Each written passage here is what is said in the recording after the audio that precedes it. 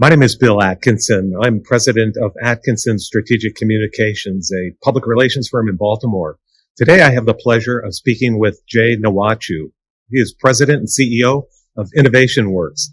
And Jay is also president of Ignite Capital, a $4 million social impact fund subsidiary of Innovation Works, which is dedicated to closing the access to capital gap for enterprises in the Innovation Works pipeline. Prior to Innovation Works, Jay was involved in talent management with a focus on diversity and inclusion across private, government, and nonprofit sectors. Jay, it's great to see you. Before I ask you a number of questions, I wanted just to give a little more background and tee up Innovation Works for our viewers. Innovation Works launched in 2018 with a mission to reduce Baltimore's neighborhood and racial wealth divide. It does this by teaching members of disinvested communities how to build and own successful social enterprises. The goal is not only to build businesses that grow and create jobs, but to create sustainable neighborhood economies and more resilient neighborhoods. And what's impressive about Innovation Works after less than 3 years in operation is it's already seen success. Last year, 157 social enterprises were in its pipeline, and this year it expects to about double that.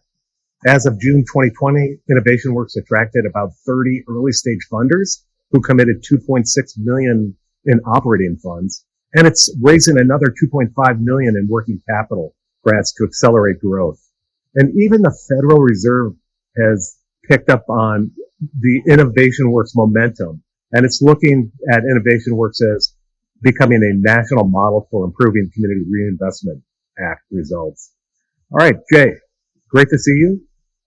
Let me ask you a couple of questions about what about Innovation Works and what you expect. You've got 200 companies in the pipeline. What does it look like coming out of this year? Yeah, so I mean, it's been an amazing 2-year journey, 2 years and a quarter now. We're firing on all fronts. We've built out an incredible network of social entrepreneurs that we're serving. We've built out a strong network of mentors who are supporting them every single day. We have an amazing team that are just building out all of our systems on all fronts. And we have some strong neighborhood partners that we're working with to identify local talent and help think about place-based economic development strategies to help rebuild communities from within. By the end of this year, we are going to continue to refine our systems and the processes that we use to continue to allow us to grow over time and continue to build out some things that we imagine we want to do and just haven't gotten to yet. So it's been an amazing two years and some change. What you're looking at is creating about 5,000 jobs and generating about $100 million in underserved income neighborhoods. I think by 2029, if that's right. So that's doable, right? You wouldn't put that down on paper if it wasn't doable, but how's it going as far as hitting those numbers? Yeah, so I mean, 250 social enterprises is extremely doable because one, we already have enterprises that exist that are going to be a fuel in how we grow jobs in Baltimore with the right amount of resources and support to help them kind of pursue the visions that they have for themselves. We have about half of our pipeline are still in their earlier stages. They're formulating ideas, they're testing out business models, they are launching and prototyping new things, and they are going to also start creating jobs in the coming years to help contribute to that 5,000 down the line. We've seen a great, incredible movement on the entrepreneurs that we are already supporting, not only in the capital that we are able to invest with Ignite Capital, but also the dollars that are being also invested alongside us from our co-investor network. So that $100 million is also very doable. We think that the communities that we're serving in Baltimore deserve the opportunity to grow from within. And there are many excited partners in our network who want to help contribute to that effort as well. What opportunities do you see? I mean, let me say this. I think this is a foundational principle at Innovation Works, that Baltimore's greatest assets are its people, right? And despite the many challenges facing that we face in Baltimore, there are countless unnamed heroes who've helped in every single way to stay afloat in many of the communities that we support. Our greatest opportunity is to continue to find creative and bold ways to let the people of Baltimore flourish and provide the space and resources to allow them to do just that. By allowing them to bring their ideas forth, by giving them the appropriate resources to be able to pursue them, and the room to make mistakes, the same way any entrepreneur would be able to find room to do that. There's a great energy in Baltimore around social innovation and social entrepreneurship, especially in ways that prioritize those with actual lived experiences. The foundation has been laid, the seeds have been planted. I think we have plenty of work to do, though, to reap that bountiful harvest that we all dream of. But it's going to require a lot of work because the journey is not easy. But I see a great opportunity in the work the work that's already being done and how we can that will influence the future of Baltimore. Yeah, one of the things that not only do you run Innovation Works, but one of the things that is so fascinating is you're on the ground finding talent. Walk us through, how do you find talent and what kind of talent are you finding? Coming from someone who has maybe 20 ideas a day that doesn't get a chance to do any of it because I support other people with ideas, the great news is that talent is literally everywhere in Baltimore, on every corner. Whether it's a person with 20 ideas in their heads and they're just trying to get to the one thing to do, to those who already built a thriving social enterprise and just need the fuel to grow and scale and create more impact and live out their own wildest dreams, right? At Innovation Works, we've created a number of pathways for talent to come into our organization and also be transferred back out to other organizations that we partner with in the ecosystem.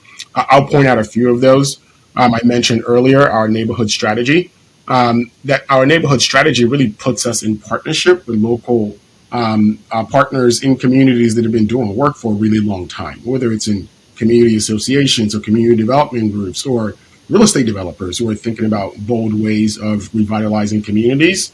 That neighborhood strategy and the engagement that we have in those places not only help us be a listening ear in communities and hear what people are thinking about, it's also a great way to identify the people who have ideas already that need support to execute them, or the entrepreneurs that are already in those communities that are understated but have a unique opportunity to really change the trajectory of their own communities. So the neighborhood strategy is one critical way that talent flows into our system, because then they're directly tied to the communities that we want the impact to be in anyways, right?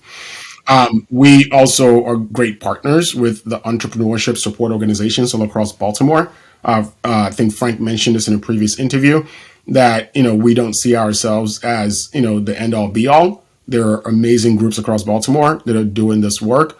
But unfortunately, given a resource constrained environment, many organizations don't have a long-term plan or strategy to support the folks who go through their programs. We partner with folks to do, post accelerator or post program deep dives to better understand who their alumni are, who will be a good fit for the work that we do, and how we can bring them into our system, provide them even longer term support and also support from the Ignite Capital side, because access to funding for social entrepreneurs is not necessarily the easiest thing, to be honest with you. But we have the unique benefit of Ignite Capital as a sister organization so that we can help close that gap there as well. We have some structured programs that we actually run. We have a 3-day boost program that's like a MBA program on steroids, essentially in 3 days. We have a 6-month accelerated program. We have other smaller programs to kind of meet entrepreneurs where they are. And we do call for applications for those programs and people apply. So that's another way people come into the system. And then we have a portion of our work really around strategic initiatives where we take deep dives into specific industry sectors and do analysis and really understand the opportunity for more businesses to be created in Baltimore while also supporting those who already exist, especially in the sectors where we know we can create livable wage jobs that actually can create a pathway to work for folks in communities that have been long in economic distress. And lastly, we are an open system from idea to scale. What that means is we accept referrals, we accept walk-ins, and we have this massive system that just takes talent in through different modes, and we have an engine to kind of work through them, especially with our mentor network at our side to help kind of meet the entrepreneurs where they need us the most. Jay, tell me, where are you finding the talent? I think you've mentioned in the past churches hackathons. What else? How do you find? Everywhere, for better or worse. Yeah, so we've held sessions in churches, in neighborhood association meetings. People will come up and say, "Hey, I have this idea that I'm working on." Our friends at the foundations will say, "Somebody's applying to a grant. We don't think they're ready yet. Can you go to Innovation Works and get support?" Folks that we're supporting are referring their own friends to come get support from us as well.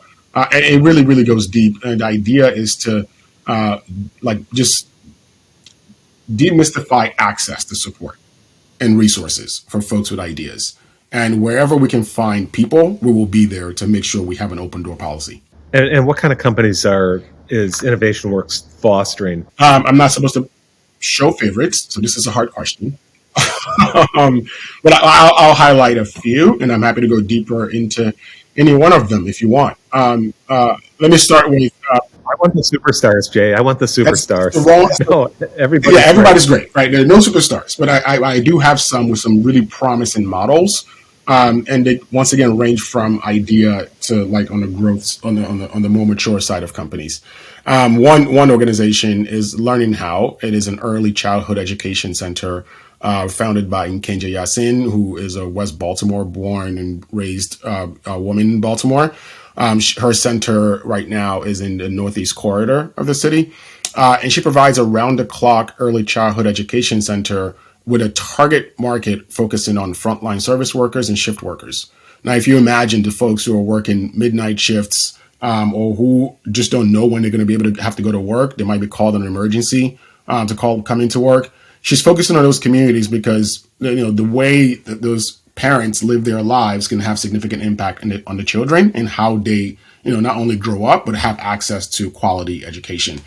So not only does she have this rich curriculum steeped into her model, she also understands that those parents are stretched and they're busy, and there are resources and amenities and services that they need for their children that they might not have the capacity or the bandwidth to go find all the time. So she actually has partnerships across the city where she brings services into the center to support the parents while the kids are there.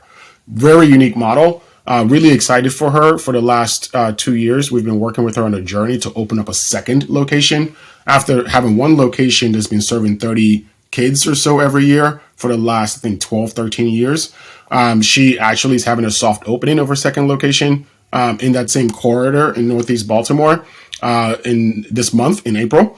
And she's going to be opening up a brand new, newly built out, newly designed center that's going to be able to take in 75 children while also maintaining the first location, right? And she has a dream. And, she did our 3-day program 2 years ago. And I remember that aha moment after working with mentors for 3 days. She said, "Jay, Frank, I came in this thinking I'm just going to just make baby steps in my small model here. But what I'm walking away from this is that I actually am a social entrepreneur. I can actually scale this thing and build centers all across the city to make sure kids in every corner of Baltimore have access to a quality early childhood education." Amazing. And the story is going to continue to grow. Another is on the product manufacturing side, Oyin Handmade. Oyin Handmade, founded by Jamila Banu, has been in Baltimore for about 17 years. They produce beauty and skincare and hair care products right in the Barclay community. I mean, they already do about $1 million in revenue, right? And they're on shelves at Whole Foods and Target across the country. And Jamila is just this, understated, just happy-go-lucky entrepreneur who really has built a business from the ground up without much support from entrepreneurship service support organizations. So why is she working with us now? She has an incredible dream of making sure Baltimore is a place where we export more products in that apothecary space, but not just by her, by a growing movement of African-American women, especially across the region, who are producing these products in their basements or selling at farmers markets. And she thinks that if we all put ourselves together, she can actually help do more business coming out of Baltimore and create more jobs. So Jamila is going to be moving into a brand new space at the end of this year that's been built out right now. Is going to triple the capacity, and she's going to have a co-working type space for other makers like her to be able to aggregate all their efforts, decrease the cost of doing business where they can do bulk ordering and be able to produce products and learn from each other. I think that's going to be an amazing story for Baltimore as well, because the amount of jobs that would then be created are going to be pretty incredible. On the idea stage, every gentleman that we're working with, he actually works full time at Fort Meade. His parents are veterans. He has this vision of African American veterans that are coming back to the area to be able to come to Baltimore and build community and buy homes using all the benefits that they're entitled to, and actually create a stronger community in Baltimore, especially in communities where you have blighted properties and an opportunity to rebuild family stories. She's very much in the early idea stage of it. She has all the inner working knowledge of the veteran, the VA, and how the system works and how benefits work and how people get transitioned back home. He now needs to really understand how the real estate side of that works and how to bring people into Baltimore. But the unique part about our work is the community and the collaborative efforts between entrepreneurs. There was a call just the other day with another entrepreneur who actually has some real estate properties, right? And this is a way for them to collaborate and say, this person has some people he wants to bring to Baltimore. This person has properties they really don't have time to manage because they have a whole nother social enterprise, which is actually a community pharmacy that they need to keep an eye on. How can the two of them work together to allow this person to pilot their model with some of the properties that this other entrepreneur owns, so the entrepreneur can focus on running the pharmacy, which is a win-win for everyone. I think those types of unique collaborations are also part of the ethos of what we're trying to accomplish here, and give people a way to test out ideas without having to sink a bunch of resources up front. One last thing I'll talk about is in our strategic initiatives effort, where I talked about doing more sector-based focused work. Right now, we're working with a group of farm entrepreneurs and growers in the city who have farmlands across communities in economic distress, and a number of other partners at the systems level to really look at the natural dye market and how we can grow the share of that market and come out of Baltimore and producing natural dye products and other products that come out of that. And it's been an amazing experience over the last year, watching folks come together to really think through what that could look like. And then, starting this month, actually, we are going to be supporting a group of farmers who are going to take a collective approach of planting specific types of seeds and working through a business modeling process over the next year to really think about how to build an economy around that natural dye space together, not one person at a time trying to figure it out, but together so that we can really, really think about how that could be a space in Baltimore. Those are a number of different areas, from the, ecosystem focus and the sector focus to folks on the more mature side, to folks that are just getting going in growth, and then folks with the new ideas. I mean, I'll close with this. There's so many stories. They're literally all over the place, and I'm happy to keep sharing them. But those are a couple of really rich ones. They are. There, you have a ton of stories, and the thing is, the people who have and their companies that have been covered by the Washington Post and the Baltimore Sun, you haven't even mentioned. Oh yeah, you're right about that. Yeah, I can keep going if you want me to. but I just want to jump back on the dye on the dye manufacturing there. How big could something like this become? I mean, it's huge. I mean, natural dyes are used in products in so many different places, right? In so many different ways. Our research just pointed us in a growing market, especially natural dyes, where people are finding more, they're placing more importance on buying sustainably grown products, right? And putting their dollar where their mouth is, right? And protecting the earth and the planet at the same time. Synthetic dyes have kind of run amok in the industry for a really, really long time. And there are a lot of people that are looking for something different. So we know natural dyes, the market is going to continue to grow year after year. And I'll be honest with you, some of the populations that actually buy natural dye products the most, especially in the beauty space, are minority communities, right? Because in some ways, natural dye products or just natural products are part of a faith experience. For some people, is part of a cultural experience, and there's a significant market out there. And there's not a shocker that the same people growing the dye are people in those same communities. So we already know that there's a there. Over the next year, the idea is to test out 3 specific markets, quite frankly, and narrow it down so we don't, lose focus. We are going to be growing natural dyes that will go into 3 specific markets, beauty industry being one of them. Another is the food and consumable space. And then the third one is going to be in the textiles and fabric space. Great. Okay, a couple other quick things. So when you find an entrepreneur, and how to walk me through the you bring them in, and then what happens? How do they become a viable business? Sure thing. So, as mentioned earlier, we have a 5-stage development process from idea to scale. The first stage is really focused on sussing out the impact model for the organizations or the idea if they don't exist yet. Like, what impact do you actually want to have in Baltimore communities? Is it creating jobs? Is it providing a basic amenity? Is it producing some good that maybe nobody wants, but it creates a bunch of livable wage jobs right in communities, right? Or is it addressing like critical infrastructure or basic needs that Baltimore has, like early childhood education? So we have, that phase of it. Then we go into like more business model testing and prototypes and all that good stuff, and then support them as they launch and grow over time. So one of the things that we do when folks first come to us is this, stage-based assessment to essentially say, what stage does this particular idea or entrepreneur fall in within how we have structured our organization and our services? Because we are very much a stage-based organization in practice. And the idea why it's stage-based is to meet people where they are. If you have an idea, there's no reason why I'm tossing a bunch of jargon at you around value proposition and cost-benefit analysis when we just need to just unpack why you want to do this thing, right? What makes you tick? Why is this important to you? Like, whose lives do you want to impact? And what does that really mean for them? You just start there with the common human story before we start getting to business terminology.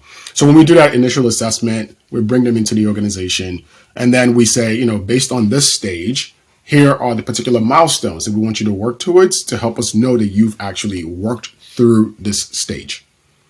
And our staff then think about all the resource sets that we have. Some of those things include the curriculum from the Miller Center that we've adapted for Baltimore that kind of walks through basic concepts and gives them tools to use to go build their business and work in their business. Our mentors are a significant part of that experience because our mentors help take the curriculum and bridge that gap between knowledge or, curriculum knowledge and actual experience in the businesses that the entrepreneurs are working in. And in many ways, the mentors in Baltimore are partnering with mentors from Miller Center in the Silicon Valley corridor to really, really think about how that curriculum meets our entrepreneurs' needs where they are. And then at some point, Ignite Capital is a serious conversation. Ignite Capital is also designed to be stage-based and milestone-based, right? So if you're going to be launching a new idea and you really only need $5,000 to go test out a new concept or do market a customer discovery, there's no need to have you take out a loan for $5,000 because there's no revenue to be made, right, to pay us back. So we have a microgrants program that says at this early stage, you don't need to go in debt. Here's money to go test out things, and let's support you post investment to figure out how it works. As you matriculate through the process and now you have a launch business and you're operating for a couple of years, you might be able to take out more money, and this time it might be low interest debt, right? And then as you grow and scale down the line, you can do a little bit more money, and now maybe it's slightly higher interest rate because we're also working with you to get prepared for the traditional finance systems out there. Those are some of the core ways that entrepreneurs kind of experience what we bring to the table. I will also say this. One thing that underlies all of that is this community framework that's founded upon a foundation of, we are working with social entrepreneurs who are impact focused, who are thinking about long-term sustainability of whatever enterprise they put up, and also financial viability on the back end. And we want all of our entrepreneurs to embrace those key principles and key foundations, because then they can say, at least we're all here together pursuing the same dream and vision for Baltimore City. And it makes it a little bit easier to think of collaboration instead of competition, because ultimately Baltimore City is the number one client. The communities are the number one client. And then all egos tend to go out the window when we think about it within a community framework. Wow. I don't know that anyone has ever said Baltimore City and the communities are the number one client, and that's exactly it. Yeah, I mean, no, it truly is. I would tell you, I took that from Fagan Harris, my former boss. That one. But as someone who has, who has been in this space and shares space with many people across the city, I think the more we come to a culture that everything that we do, with anything social in front of it, Baltimore is the number one client. It's not about any of our individual egos. It's about who we're trying to serve at the end of the day. And they're the beneficiaries that we should be thinking about. So, Jay, can Innovation Works change the face of Baltimore? I think innovation work can play a significant role in supporting the social entrepreneurs and the leaders and the innovators across Baltimore who will be in the driver's seat for how Baltimore transforms itself. I want to make sure we're centering their stories because they're the ones doing the work every single day. That said, we are building an incredible system to help make sure that they're not just winging it and doing it on their own. And I think we have a significant role to play in making sure that that system is robust. It continues to be innovative. We continue to partner with anyone who wants to partner with us to pursue that mission, that vision that we have. And I will also say separately, besides Innovation Works, and the community of folks who are really walking with us, whether it's our mentors or our investors or our community partners or our neighborhood partners. I will also say the work that we're doing with Ignite Capital and that impact fund really does have an ability to shape what the future of impact investing with communities in mind look like for Baltimore. That is a space that we really need to pay a lot of attention to. Far too often, we've deemed communities as too risky to invest in. We've deemed individuals, for many reasons, as too risky to invest in, whether it's the color of your skin, or you don't have enough business experience, or your idea just sounds too big for it to work. We've done that for far too often. And I think it's an opportunity for us to start reimagining and flipping that model on its head and saying, if we don't put the dollars where they can have the greatest impact, then we're not really serious about transformation over time. And then the fine print in all of this is that, nobody's coming to save us. We have all the key elements that we need in Baltimore to really transform ourselves. We just need to get out of our own way and help make sure that that change can actually happen. And what you and Frank like to say is that there's a hero on every corner or a social entrepreneur on every corner, and you're finding them. Yeah, indeed. I mean, one of the jokes I make is every time I drive through over a pothole in Baltimore, I have another idea how to fix that pothole, right? And our daily experiences in Baltimore help us think about new creative ways to solve problems in Baltimore. And many of us don't have the time to pursue them. And there are many people who are waiting to pursue them if we give them the opportunity. Very good. Well, Jay Nwachu, it's been a pleasure speaking with you today. Thank you. Thank you. Thank you so much, Bill. Appreciate it.